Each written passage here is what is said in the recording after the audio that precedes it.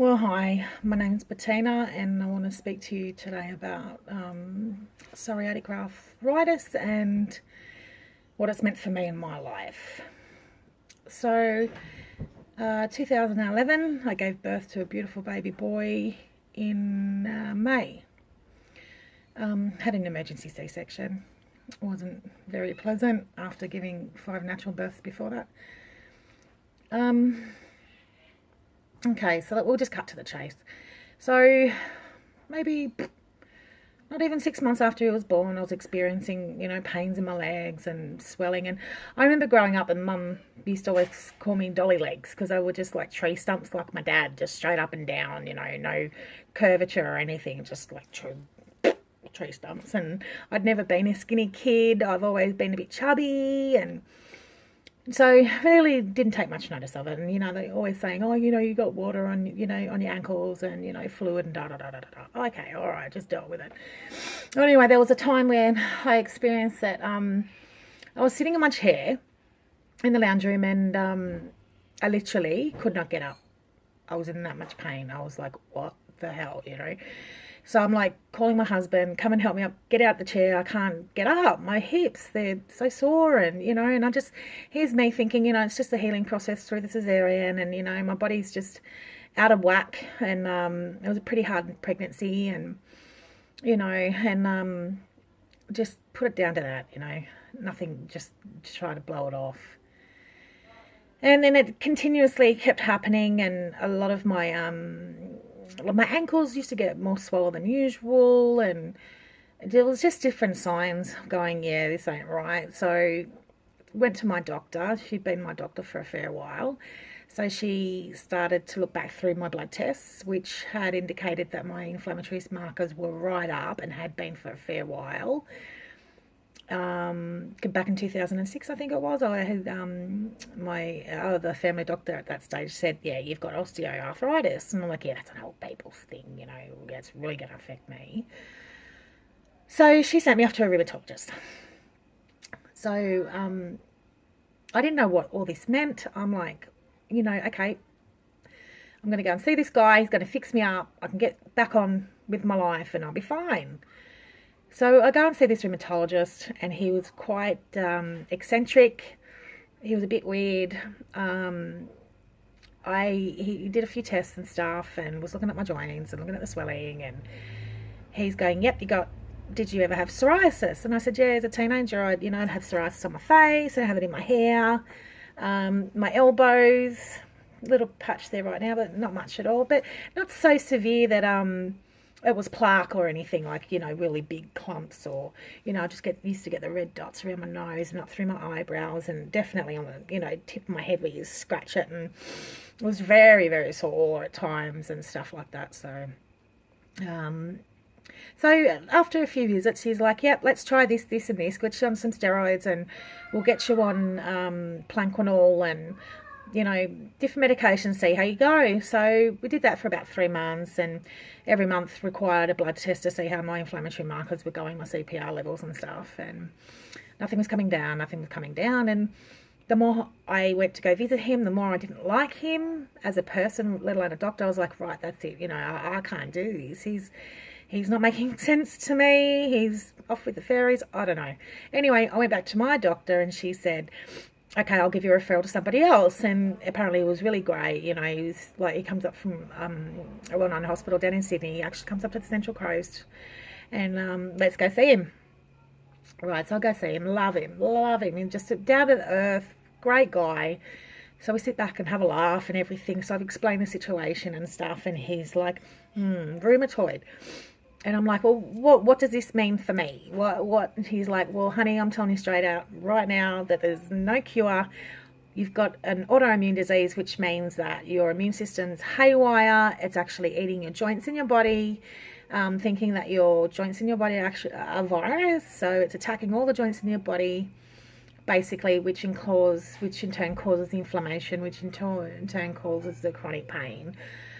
And I'm like, right, thanks, mate. That's just, what I really wanted to hear, that I'm going to be like this for the rest of my life. Like, it was like a big smack in the mouth.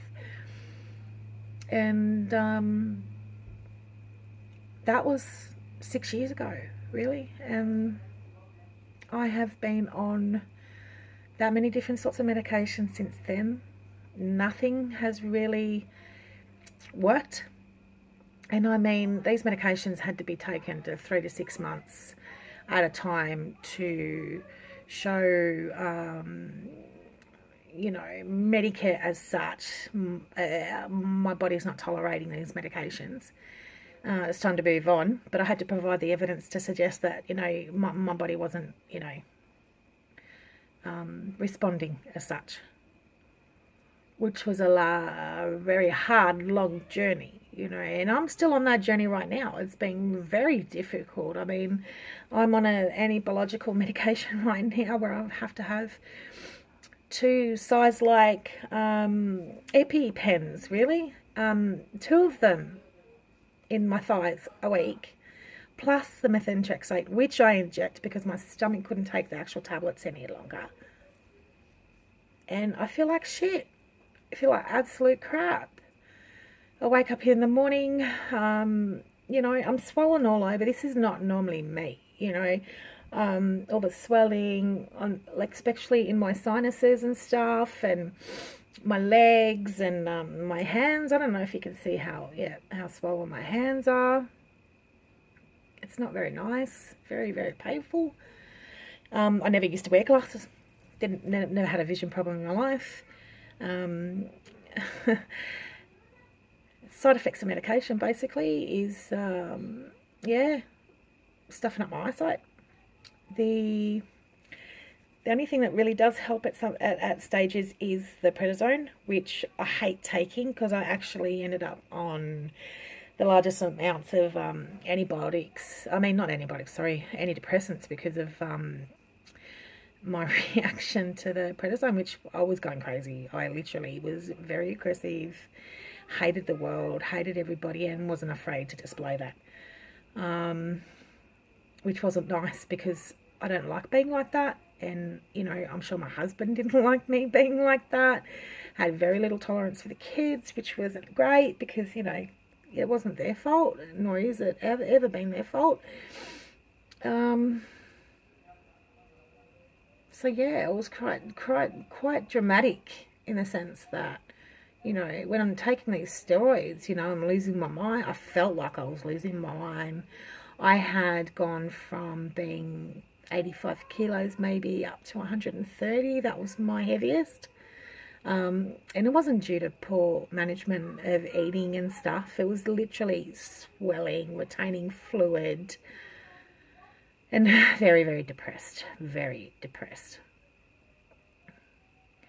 So I got to a stage where I actually came off the steroids and lost the weight, and it dropped off me. Like, I couldn't believe it myself, because I actually have a multi-nodule goiter as well. So I don't know if you can see the big lump in the side of my neck here, but that has managed just to stay dormant, really.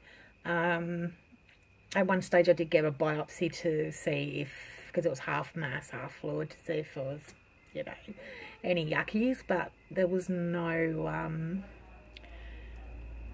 came back with no conclusion, really. So we just left it be. I don't want to go poking around in there again. So I'm on a range of different medications for different things. A lot of pain meds, which is crazy, absolutely crazy. People ask me, how do you drive? How do you even, communicate? You should be drugged right out, but I'm not. It doesn't affect me in that way at all. Like, I've seriously still in agony right now, and I can't take any more pain medication because I'll OD, basically. But, I've come to a point now where my life, the last, 5-6 years have been so goddamn distressing.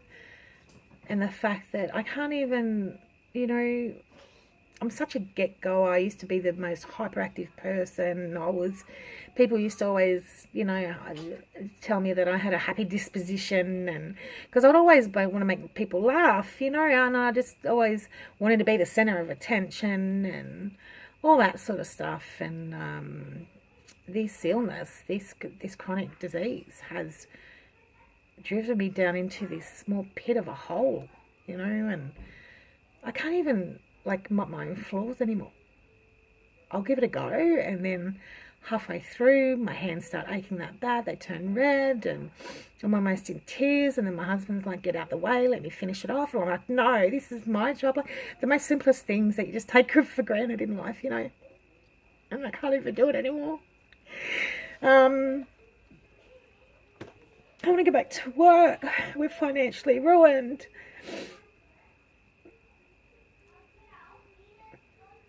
It's so hard. And another thing that's really hard is because of my age as well. Because I'm only early 40s, and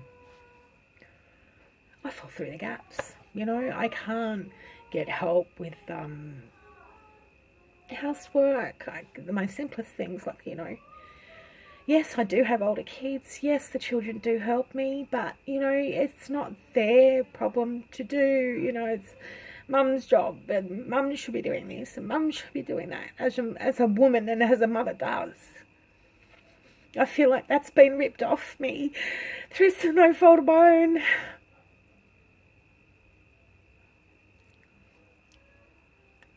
And I'm suffering in silence as such because I don't know anybody that is going through the same thing that I am.